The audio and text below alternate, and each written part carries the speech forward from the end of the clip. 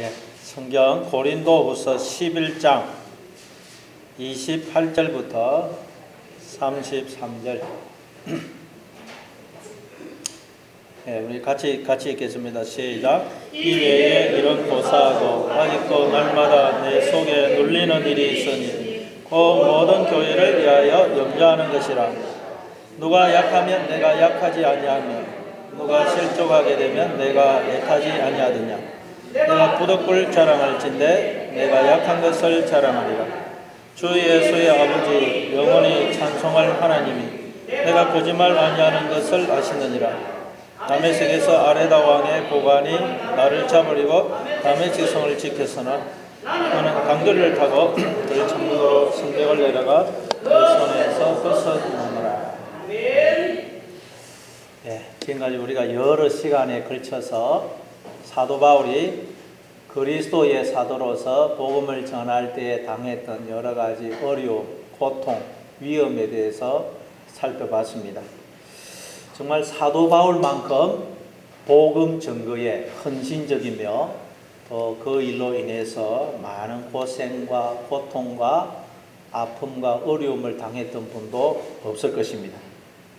그런데 성경은 사도 바울뿐만 아니라 우리도 인생을 사는 동안 이런 과정을, 일들을 다 경험하게 된다는 것입니다.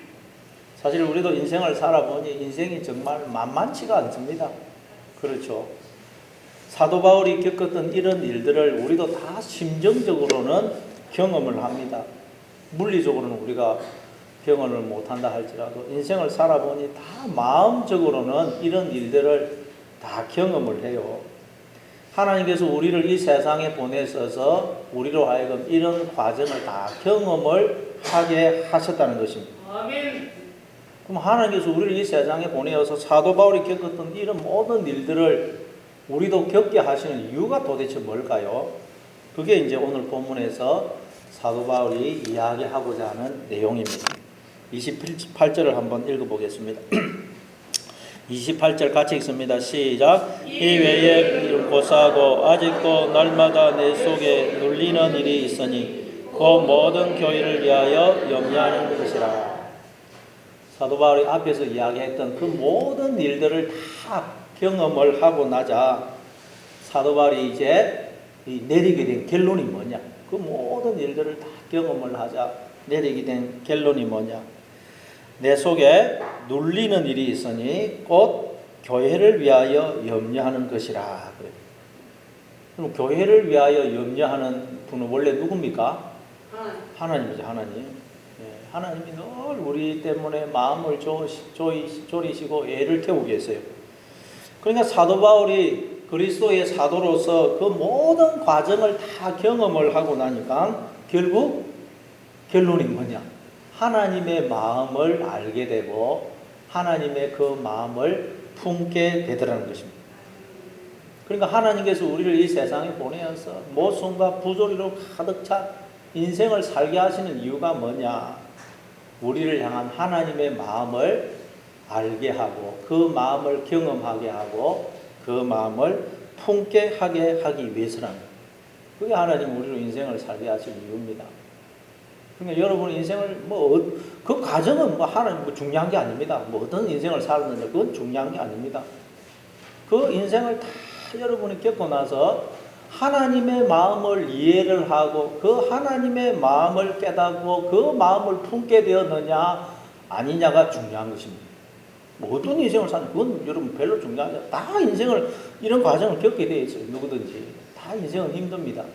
그런데 중요한 건 그 모든 인생을 통해서 하나님의 마음을 이해를 하고 그 마음을 품게 되었느냐.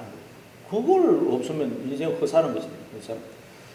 우리는 하나님의 낮아지심과 섬김과 고통과 아픔과 희생과 죽음 위에 생명을 누린다 그랬어요. 지금도 마찬가지고 하나님 나라에서도 마찬가지입니다. 그런데 우리는 하나님의 그 섬김, 낮아지심, 그 아픔, 고통, 희생, 죽음을 천국에서는 우리가 알 수가 없어요.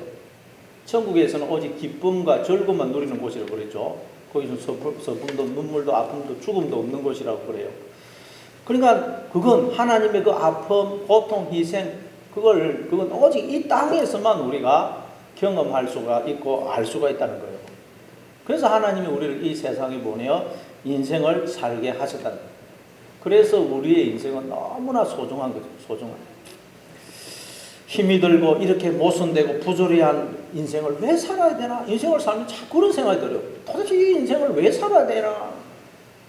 그런 생각이 드는데 하나님은 이런 인생을 통해서 바로 하나님의 그 마음을 우리로 경험하고 알게 하기 위해서라는 것입니다. 감사합니다. 요한계시록 1장 9절에 보니까 나 요한은 너희 형제요 예수의 환난과 나라와 참음에 동참하는 자라 그렇죠. 우리는 예수님의 환난, 즉 하나님의 환난에 잠시 동참을 하고 있다는 것입니다. 동참. 왜냐하면 우리는 하나님의 자녀요 하나님의 상속자이기 때문에 그래요. 그래서 하나님의 그 환난에 동참을 하고 있어요. 그래서 우리가 이 사실을 알게 되면 비록 이 땅에서의 삶이 너무 고통스럽고 참 이해가 안 되고 모순과 부조리로 가득 차 있지만 우리는 지금 하나님의 상속자로 잠시 양육을 받고 있다. 하나님의 그 마음을 우리가 잠시 경험하고 있다는 걸 알게 되면 그리고 인생에 힘이 들지만 그 속에서 우리는 분명한 목적의식을 가지고 소망을 가지고 우리가 인생을 살아갈 수가 있는 것입니다. 그래서 우리가 이 인생을 다 경험을 하고 하나님 나라에 가면 이야 하나님이 나를 이처럼 사랑하시는구나 알게 되고 그 기쁨과 감격을 말로 표현할 수가 없는 거죠. 이 과정을 안 겪으면 하나님이 얼마나 나를 사랑하시는지 우리는 몰라요. 그게 우리가 이 땅에 보냄을 받아 인생을 사는 이유입니다. 하나님의 마음을 이해하고 깨닫고 그 마음을 품는 것. 그래서 빌립보서 2장 5절에 보니까 너희 안에 이 마음을 품으라 그러죠. 이 마음을 품으라. 곧 그리스도 예수의 마음이니 그는 그 뭐 하나님의 본체시나 하나님과 동등됨을 취할 것으로 여기지 아니하시고 오히려 자기를 비워 종의 형체를 가지사 사람들과 같이 되셨고 사람의 모양으로 나타나사 자기를 낮추시고 죽기까지 복종하셨으니 곧 십자가에 죽으십니다. 이러므로 하나님이 그를 지극히 높여 모든 이름 위에 뛰어난 이름을 주사 하늘에 있는 자들과 땅에 있는 자들과 땅 아래에 있는 자들로 모든 무릎을 예수 이름에 꿇게 하시고 모든 입으로 예수 그리스도를 주라시나여 하나님 아버지께 영광을 돌리게 하시느니라. 아멘. 자, 이건 여러분 예수님 이야기면서 하나님 이야기이며 또한 우리 이야기입니다. 예수님 이야기면서 하나님 이야기이고 또 우리 이야기. 왜? 예수님이 오셔서 나와 아버지는 하나다 그랬었죠. 아버지가 내 안에 내가 아버지 안에 있다 그랬죠. 이건 예수님 이야기이면서 하나님 이야기예요. 그런데 지금 우리는 또 예수님 안에 있죠. 그러니까 우리는 예수님 안에서 또 하나님과 하나가 되고 하나님이 내 안에 내가 하나님 안에 있게 됩니다. 그러니까 이 지금 이야기는 빌립보서 2장 5절에서 하는 이야기는 예수님 이야기면서 하나님 이야기고 또 우리 이야기라는 거예요. 하나님이 이렇게 자기를 낮추셔서 우리를 섬겨주심으로 우리가 이렇게 생명으로 존재하고 있다는 걸 예수님이 오셔서 설명해 주셨고 우리는 하나님의 자녀요 상속자로 그 과정을 조금 우리가 경험을 하고 있다는 거예요. 예수님 이야기면서 하나님 이야기 그리고 우리 이야기. 그런데 신앙생활이라는 건 다른 게 아닙니다. 인생을 통해서 하나님의 그 마음을 우리가 경험하고 깨닫고 그 마음을 품는 것입니다. 품는 것. 하나님의 마음은 어떤 마음이라고요? 자기를 낮추시고 당신의 생명을 주어서 우리를 섬기시는 분. 그 마음이 하나님의 마음이랍니다. 아멘. 계속해서 하나님은 당신을 낮추셔서 우리를 섬기신다. 당신의 생명을 부어서 우리를 섬겨주세요. 그래서 우리가 이렇게 생명으로 존재하고 있다는 거예요. 그래서 예수님도 십자가를 앞에 두 마지막 만찬 자리에서 겉옷을 벗고 수건을 허리에 두르고 대야에 물을 떠서 발을 씻어주시죠. 제자들의 발을. 그래서 제자들 발을 씻어 베드로가 되니까 아니 예수님이 저의 발을 씻어주신단 말입니까? 그래 내가 하는 일을 네가 지금은 모르지만 이후에는 알 거야. 예수님이 저의 발을 씻어주실 수 없습니다. 안 됩니다. 내가 너의 발을 씻어주지 않으면 네가 나와 상관이 없을 거야. 근데 베드로가 그러면 발 말고 손하고 머리도 씻어주십시오. 예수님이 이미 목욕한 자는 발밖에 씻을 필요가 없느니라 그러죠. 그러니까 제자들은 이미 목욕을 했다는 거예요. 우리도 이미 목욕을 한 자들이라는 거예요. 목욕은 뭐라고요? 더러움과 이 죄를 씻는 목욕이라는 것은 하나님이 생명을 부어서 우리를 씻어주심으로 우리가 생명으로 출생한 걸 말해요. 그러니까 모든 인간들은 사실 목욕을 한 자들, 목욕을. 그런데 왜 그걸 모르냐? 발이 더러워져 있어요. 발이라는 건 하나님이 지체로서의 나를 가리킨다 그러죠. 우리가 이 눈이 어두워져서 무지해서 그걸 모르고 있다는 거예요. 그래서 우리의 인생은 하나님이 계속 우리의 발을 씻어주시는 거예요. 허리를 숙이시고 그 당신의 생명으로 우리를 씻어주시고 그래서 우리가 하나님의 마음을 알아가는 것이 우리의 인생입니다. 그런데 예수님이 그 끝에 내가 주와 선생이 되어서 너희들의 발을 씻어 주었으니 너희도 서로 발을 씻어 주는 것이 옳으니라. 그러니까 우리도 서로 발을 씻어줘요. 발을 씻어줘요. 하나님의 마음을 품고 그 마음을 우리가 이제 전하는 자가 되어야 된다는 것입니다. 그래서 예수님이 또 뭐라 그러느냐? 34절에서는 새 계명을 너희에게 주노니 히타를 조금만 좀 꺼주십시오. 이게 저한테로 날라가 제가 너무 힘이 듭니다. 또 새 계명을 너희에게 주노니 서로 사랑하라 그랬죠. 내가 너희를 사랑한 것 같이 너희도 서로 사랑하라. 너희가 서로 사랑하면 이로써 모든 사람이 너희가 내 제자인 줄 알리라. 새 계명을 준다 그래요. 이건 지금까지 어떤 계명을 준다는 말이 아니고 모든 구약 성경이 하는 이야기인데 그걸 너희들이 깨닫지 못하고 있기 때문에 내가 그 내용을 진리를 너희들에게 알려주는 거야. 사실 성경이 하는 모든 말은 사랑이라는 말이야. 사랑. 하나님이 너희를 사랑한 것 같이 너희도 서로 사랑하라는 말이야. 그런 뜻이에요. 그래서 마태복음 22장에도 보면 어떤 율법사가 예수님께 와가지고 선생님 율법 중에서 어느 계명이 가장 큽니까? 그러니까 예수님이 내 마음을 다하고 목숨을 다하고 뜻을 다하여 주 너희 하나님을 사랑하라 하셨으니 이것이 크고 첫째 되는 계명이요 둘째도 그와 같으니 이 둘째 계명도 첫째 계명과 똑같은 내용이라는 거예요. 둘째도 그와 같으니 내 이웃을 내 몸과 같이 사랑하라 하셨으니 이것이 온 율법과 선지자의 강령이니라. 예수님 구약 성경을 하나님 사랑과 이웃 사랑으로 요약을 해주셨어요. 요약. 그리고 또 새 계명을 너희에게 주노니 서로 사랑하라. 그러니까 성경 전체를 예수님은 사랑으로 요약을 해요. 사랑. 우리는 하나님의 사랑을 먹고 사는 자로 그 사랑을 또 전하는 자가 되어야 됩니다. 하나님으로 우리가 충만히 체험을 받아 하나님을 드러내고 나타내는 자가 되는 것이 그게 우리의 존재 이유라는 것입니다. 이유. 자, 그래서 사랑이에요, 사랑. 그래서 그럼 여러분 사랑이 뭐라고요? 성경은 한마디로 사랑이면 사랑. 우리가 하나님의 사랑을 받았으니 그 사랑을 또 우리도 하라는 거예요. 사랑은 뭐냐? 사랑이 뭘까요? 네, 사랑은 생명을 줍니다. 생명을. 요한복음 15장 13절에 보면 사람이 친구를 위하여 자기 목숨을 버리면 이보다 더 큰 사랑이 없나니. 그러니까 목숨을 주는 것, 생명을 주는 것, 그것이 진짜 사랑이라는 거예요. 사랑. 근데 우리에게는 생명이 있습니까? 없습니까? 없죠. 생명은 오직 하나님께만 있습니다. 그래서 요한일서 4장 7절에 보면 사랑하는 자들아 우리가 서로 사랑하자. 사랑은 하나님께 속한 것이니. 하나님은 사랑을 하실 수 있어요. 생명은 하나님께 있으니까. 하나님의 생명이니까.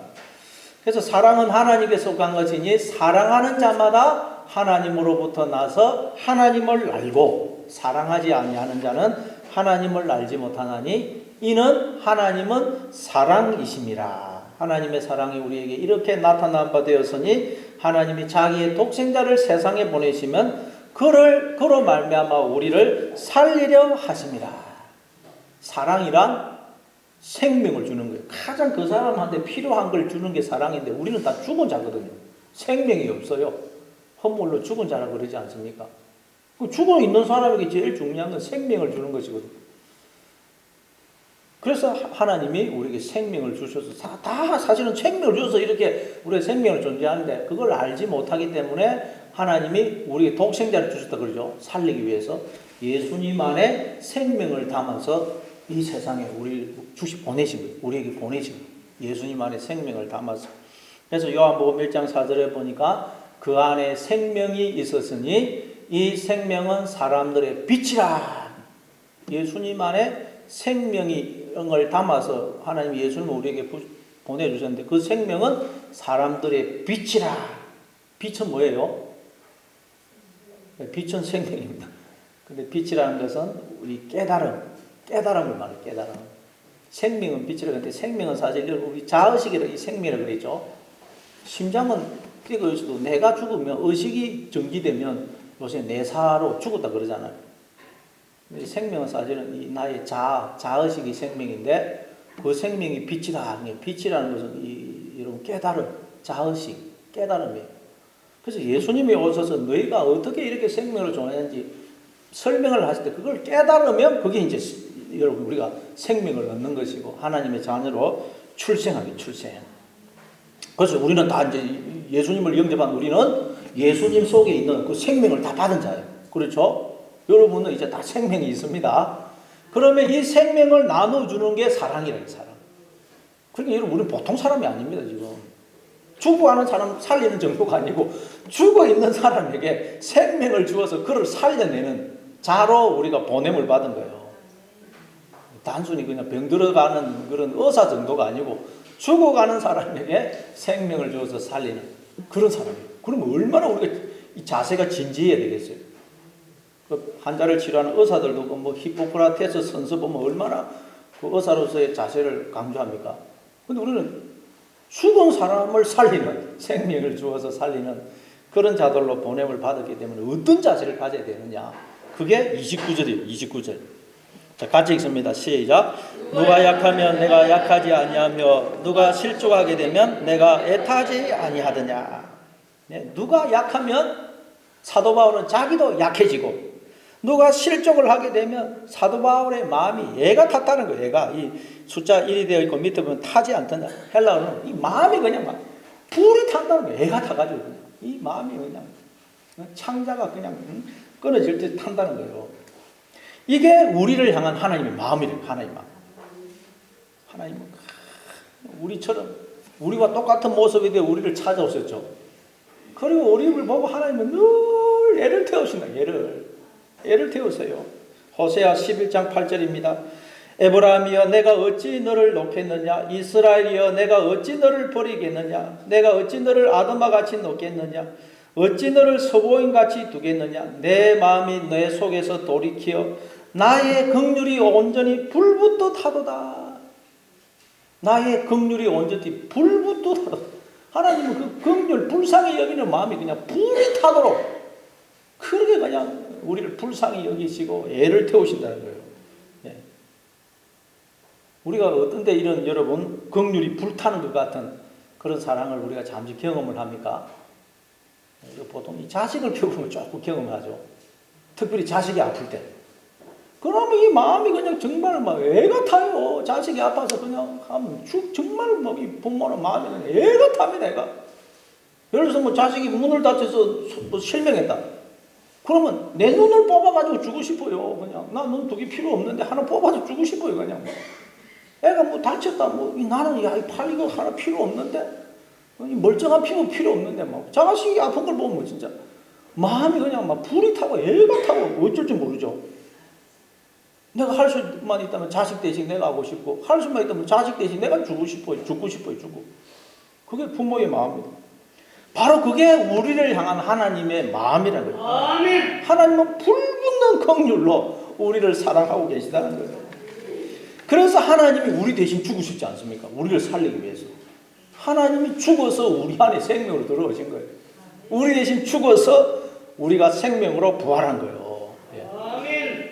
그게 하나님의 마음입니다. 지금도 하나님은 우리를 볼 때 막 애가 타시다. 애가 그냥 막 대신 죽고 싶은 마음을 가지고 우리를 바라보고 계신다는 거예요. 그런데 사도 바울이 그 모든 과정을 다 겪고 나니까 하나님의 그 마음을 깨닫게 되고 그 마음을 품게 되더라고요. 사도 바울이. 그게 여러분 신앙생활입니다. 딴 거 아닙니다. 여러분 뭐 지식적으로 뭐 성경 많이 하고 그게 중요한 게 아니에요. 신앙생활의 결론은 이 하나님의 마음을 이해하고 이 하나님의 마음을 품는 거 이거 없으면 아무 소용이 없어요. 고린도전서 9장 19절에 보니까 사도 바울 이런 말을 하죠. 내가 모든 사람에게서 자유로우나 스스로 모든 사람에게 종이 된 것은 더 많은 사람을 얻고자 함이라. 유대인들에게는 내가 유대인과 같이 된 것은 유대인들을 얻고자 함이요, 율법 아래에 있는 자들에게는 내가 율법 아래에 있지 않아 하나 율법 아래에 있는 자같이 된 것은 율법 아래에 있는 자들을 얻고자 함이요, 율법 없는 자에게는 내가 하나님께는 율법 없는 자가 아니요 도리어 그리스도의 율법 아래에 있는 자이나 율법 없는 자와 같이 된 것은 율법 없는 자들을 얻고자 함이라. 약한 자들에게 내가 약한 자와 같이 된 것은 약한 자들을 얻고자 함이요, 내가 여러 사람에게 여러 모습이 된 것은 아무쪼록 몇 사람이라도 구원하고자 함이니 내가 복음을 위하여 모든 것을 행하면 복음에 참여하고자 함이라. 아멘. 하나님께서 우리에게 생명을 주시고 우리가 똑같은 모습으로 우리를 찾아오시고 우리 대신 죽어서서 우리를 살리신 것처럼 사도 바울도 그 마음을 품게 되더라는 거예요. 그 마음을. 우리 누구 보면 당신 왜 그러냐면 누굴 지적하고 책망하려고 하는데 그건 하나님의 마음이 아니라는 거예요. 어쨌든 그 사람은 불쌍히 그 사람을 하나님께 인도하기 위해서 그 사람처럼 낮아지고 그 사람처럼 그 사람의 모습이 되어서 그 사람 앞에 다가갔다는 거예요. 사도 바울은. 누구 볼 때 당신 왜 그러냐 지적하고 판다고, 그건 여러분 하나님의 마음이 전혀 아닙니다. 사도 바울은 이 하나님의 마음을 품게 되던 하나님의 마음, 그 사람의 위치, 어떻게 하면 그 사람에게 하나님의 생명을 전해줄 수 있을까? 오직 사도 바울은 하나님만을 의지하는 그런 자리로 내려갔다는 거예요. 자, 그게 30절입니다. 30절 같이 읽습니다. 시작. 내가 부득불 자랑할진대 내가 약한 것을 자랑하리라. 약한 것을 자랑한다. 약한 것. 자랑할 게 아무것도 없는데 오직 자랑할 거 있다면 약한 것만 자랑하겠다는 거예요. 왜요? 그래야 하나님의 능력과 생명만이 드러나거든요. 내가 능력이 있고 뭐 잘나고 강하면 하나님은 가려주세요. 그렇죠? 그러나 나가 약한 자가 될 때 오직 하나님만 드러나게 되는 거예요. 아멘. 우리가 약하다는 말은 우리는 원래 없음이라 뜻이에요. 없음. 그렇죠? 우리는 원래 존재 자체가 없었어요. 그런데 우리가 이렇게 살며 기도하며 존재하는 것은 하나님이 우리를 낳으셨고 지금도 하나님이 모든 생명과 호흡과 복을 부어주시고 붙들어 주시기 때문인 거예요. 그걸 기억하고 증거하는 삶이 약한 것을 자랑하는 삶입니다. 약한 것. 나는 아무것도 아니라는 거예요. 하나님이 지금도 붙들어 주셔서 살고 있다는 거예요. 아멘. 그게 그리스도를 증거하는 삶입니다. 삶입니다. 그걸 두고 갈라디아서 2장 20절에 사도 바울은 내가 그리스도와 함께 십자가에 못 박혔나니 그런즉 이제는 내가 사는 것이 아니요 오직 내 안에 그리스도께서 사시는 것이라. 그리스도께서 사신다는 건 딴 게 아니고 나는 원래 없음인데 하나님이 내 안에 생명으로 들어와서 내가 이렇게 생명으로 존재하고 있다는 거예요. 하나님이 말하자면 나가 되고 나를 살고 계신다는 거예요. 그걸 예수님이 오셔서 우리에게 깨닫게 해주신 거예요. 그걸 두고 그리스도께서 내 안에 사신다 그런 거예요. 이제 내가 육체 가운데 사는 것은 나를 위하여 자기 몸을 버리신 하나님의 아들을 믿는 믿음 안에서 사는 것이라. 예수님이 오셔서 증거해 주신 그 삶, 그 삶을 우리도 이제 살게 된다는 거예요. 예수님이 오셔서 우리에게 증거하신 삶. 아, 나는 하나님의 은혜와 사랑과 복주심 속에 살고 있구나. 알고 봤더니 하나님이 사실은 모형이지만 나가 되어 나를 살고 계시구나.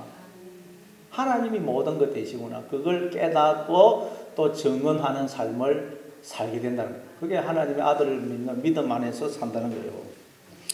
자, 그래서 31절입니다. 31절 같이 읽습니다. 시작. 주 예수의 아버지 영원히 찬송할 하나님이 내가 거짓말 아니하는 것을 아시느니라. 자, 여기서 하나님을 주 예수의 아버지 영원히 찬송할 하나님. 자, 우리의 아버지가 되신다는 거예요. 주 예수의 아버지라는 말, 우리는 예수님 안에 있기 때문에 예수님의 아버지라면 우리의 아버지, 우리를 낳으신 아버지시고 또 영원히 찬송할 하나님, 하나님을 영원히 찬송할 하나님. 이 찬송할이라는 말이 율로게토스, 헬러 율로게토스. 이건 정확하게 무슨 의미냐? 찬송이신 하나님, 복이신 하나님, 그런 뜻이에요. 그러니까 하나님은 저기 보좌에 앉아 계시는데 하나님이 너무 훌륭하고 높은 분이라 우리가 열심히 박수치고 찬송하고 영광을 올려줘야 된다는 그런 말이 아니고 하나님이 복이시고 찬송이시라는 말이에요. 아멘. 오직 하나님에게서만 모든 생명이, 모든 복이, 모든 기쁨과 즐거움이 흘러나온다는 거예요. 아멘. 그리고 그 하나님이 모이지만 우리 안에 복으로 찬송으로 들어와 주심으로 우리가 이렇게 복의 존재, 찬송의 존재로 존재하고 있다는 거예요. 그걸 두고 찬송하리라고 번역을 했는데 사실은 찬송이 하리가 아니고 영원한 찬송이신 하나님, 영원한 복이신 하나님, 율로케토스. 헬라어 그 뒤에 OS, 영어로는 OS인데 헬라어는 오미크론 시그마라 그래요. 그게 붙으면 형용사가 돼요. 형용사가 돼서 무엇이 된 상태를 가리킵니다. 그래서 복이신 하나님, 찬송이신 하나님. 하나님이 아브라함에게 내가 너에게 복을 주어 너로 복이 되게 하겠다 그러죠. 우리를 복이 되게 하겠다는 복이. 아멘. 그 말은 복이신 하나님이 우리 안에 들어서 우리와 하나가 되어 주시면 우리가 복이 돼요. 복. 우리가 찬송의 존재가 돼요. 자, 근데 사도 바울은 하나님을 그렇게 소개를 하면서 하나님이 내가 거짓말 아니하는 것을 아신다. 지금 모든 것은 지금 사도 바울이 하는 이야기는 다 진리다. 또 하나님이 깨닫게 해주신 것이다. 그런 말입니다. 그러면서 무슨 말을 하느냐? 32절, 33절을 보겠어요. 32절, 33절 시작. 다메섹에서 아레다 왕의 고관이 나를 잡으려고 다메섹 성을 지켰으나 나는 강두리를 타고 들 창문으로 성벽을 내려가 그 손에서 벗어나노라. 갑자기 이게 사도행전 9장에 나오는 내용을 이야기하여 사도행전 9장에 보면 사도 바울이 다메섹에 있는 예수 믿는 사람 잡으러 가다가 이제 부활하신 예수님을 만나게 되죠. 그래서 이제 예수님을 믿는 자가 되어서 다메섹에 들어가서 오히려 복음을 전해요. 예수 믿는 사람 잡으러 왔다가 오히려 예수를 증언해요.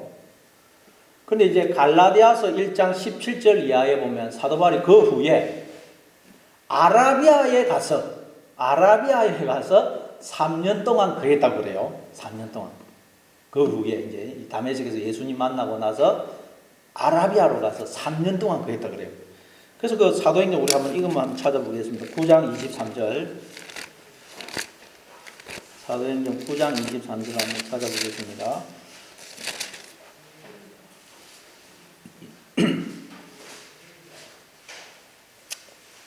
사도행전 9장 23절부터 25절 202페이지.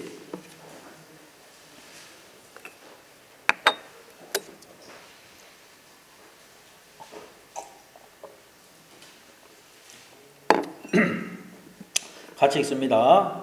사도행전 9장 23절부터 25절 같이 읽습니다. 시작. 여러 날이 지나매 유대인들이 사울 죽이기를 공모하더니 그 계교가 사울에게 알려지니라. 그들이 그를 죽이려고 밤낮으로 성문까지 지키거늘 그의 제자들이 밤에 사울 강두리에 담아 성벽에서 달아내리니라. 거기 보면 여러 날이 지나매 되어 있죠. 그냥 사도행전을 읽으면 계속 지금 사도 바울이 다메섹에 예수 믿는 사람 잡으러 왔다가 예수님 만나고 다메섹에 계속 복음을 전하고 있는 것으로 보이는데 거기 보니까 여러 날이 지나매 이게 학자들은 갈라디아서 1장 그 17절 이하에 나오는 사도 바울이 이후에 아라비아에 가서 그 한 3년의 기간을 가리키는 것으로 보고 있어요. 여러 날이 지나매 이걸 3년이 지난 후에 다시 사도 바울이 다메섹에 와서 복음을 전했다는 거예요. 그랬더니 유대인들이 사울 죽이기를 공모하고 그 아레다 왕의 방백들이 다메섹 성을 지키고 있었어요. 사도 바울을 잡아 죽이려고 나오면 잡으려고 지키고 있어요. 그랬더니 밤에 제자들이 바구니에 사도 바울을 태워서 내려보내서 도망을 가게 되었다는 거예요. 도망을. 근데 갑자기 사도 바울이 왜 뜬금없이 이 이야기를 할까요? 문맥상 아무 상관이 없는 이야기 같아요. 갑자기 그 이야기 다메섹 성에서 강두리 타고 내려와서 도망갔다는 이야기를 갑자기 왜 할까? 그 내용상 상관이 없어 보여요. 그렇죠? 자, 뜬금없이 왜 이 이야기를 하느냐? 첫째, 이처럼 나는 무슨 죽음도 불사하는 그런 어떤 투사가 아니고 강줄이 타고 도망가는 그런 나약하고 겁이 많은 사람이라는 거예요. 강줄이 타고 도망가는 참 그렇게 겁이 많은 나약하고 겁이 많은 사람이다라는 것을 말하기 위해서. 그리고 두 번째로는 성경에서 성이라는 것은 항상 우리 존재를 가리킵니다. 성, 예루살렘 성전, 예성전, 그 우리의 육신의 생각, 자아를 가리켜요. 그래서 우리는 항상 이 육신의 생각 속에 이 자아 속에 갇혀서 절대 자기 스스로 여기서 나올 수가 없어요. 다시 말해 하나님을 우리 스스로는 절대 알 수가 없고 내가 누군지 내가 왜 이렇게 이 땅에 존재하는지 왜 사는지를 절대 알 수가 없다는 거예요. 아멘. 이 육신의 생각을 성경은 애굽이라 무덤이라 바벨론에 그래요. 무덤 속에 갇혀서 무덤 속에 갇혀있는 육신의 생각이란 무덤 속에 갇혀있는 시체가 어떻게 자기 스스로 나오겠어요? 살려주지 않으면. 그래서 우리는 그런 상태라는 거예요. 그런데 하나님께서 나를 이 성으로 상징되는 이 나의 육신의 생각 무덤이라는 곳에서 나를 끄집어내어서 하나님을 알게 해 주셨다는 거예요. 감사합니다. 내가 누구면 내가 도대체 어떻게 해서 이렇게 생명으로 이렇게 이 땅에 존재하는지 왜 사는지를 알게 해 주셨다는 거예요. 하나님이. 알고 보니까 나는 원래 없음이었는데 하나님이 나를 낳았었고 지금도 생명과 호흡과 복을 부어주시고 붙들어 주심으로 내가 이렇게 존재하고 있다는 거예요. 하나님이 나를 이 세상에 보내어 인생을 살게 하시는 이유는 이렇게 모순되고 부조리한 인생을 살게 하시는 이유는 나를 향한 하나님의 그 사랑, 그 섬긴 낮아지심, 그 나 때문에 당하시는 하나님의 고통과 희생과 죽음을 경험하고 하나님의 그 마음을 깨닫게 하기 위해서라는 거예요. 지금도 나는 하나님의 그 섬김, 죽음, 그 사랑, 복수심 속에 존재하고 있다는 거예요. 그런데 이 모든 것은 내가 스스로 연구를 해가지고 내가 공부를 해서 무슨 돌을 닦아서 딱 알게 된 게 아니라는 거예요. 내가 남들보다 머리가 좋고 그냥 학식이 많아서 알게 된 게 아니에요. 인간은 절대 자기 스스로 이걸 알 수가 없는데 아멘. 하나님이 나에게 눈을 열어서 이걸 깨닫게 해주셨다는 거예요. 아멘. 이 성에서 이 육신의 생각이나 무덤에서 나를 끄집어 주셨다는 거예요. 애굽에서 끄집어 알게 해주셨다는 거예요. 그래서 고린도후서 이제 12장으로 넘어가면 계시에 대해서 이야기. 계시라는 것이 가려져 있던 커튼을 열어서 보여주는 거거든요. 그 커튼은 우리의 자아예요. 육이라는 옛자의 껍질을 확 벗겨서 하나님을 알게 해주시는, 눈을 열어서 보게 해주시는 거 말이에요. 계시. 이게 기독교와 다른 모든 종교의 차이입니다. 다른 모든 종교는 우리가 노력하고 돌을 닦고 수행을 해서 진리를 알고 구원에 이를 수 있다 그러는데 성경은 우리 스스로는 절대 알 수 없다는 거예요. 하나님이 오셔서 눈을 열어주시고 보여주셔야 알 수가 있다는 거예요. 알 수가. 아멘. 그래서 사도 바울이 계시 이야기를 하는 거예요. 내가 지금까지 뭐 이렇게 이런 모든 과정을 거쳐서 하나님이 눈을 열어주셔가지고 내가 이걸 알게 되었다. 알게.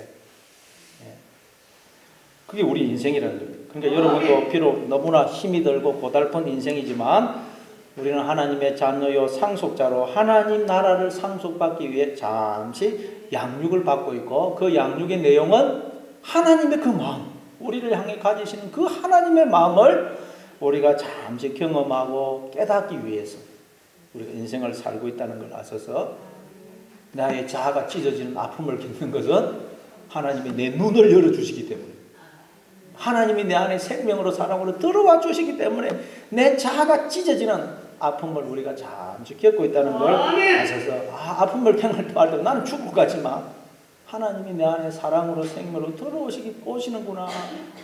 그걸 기억하셔서 여러분 소망을 가지고 인내하면서 감사하며 하루하루 살아가시는 여러분 되시를 바랍니다. 우리 한 말씀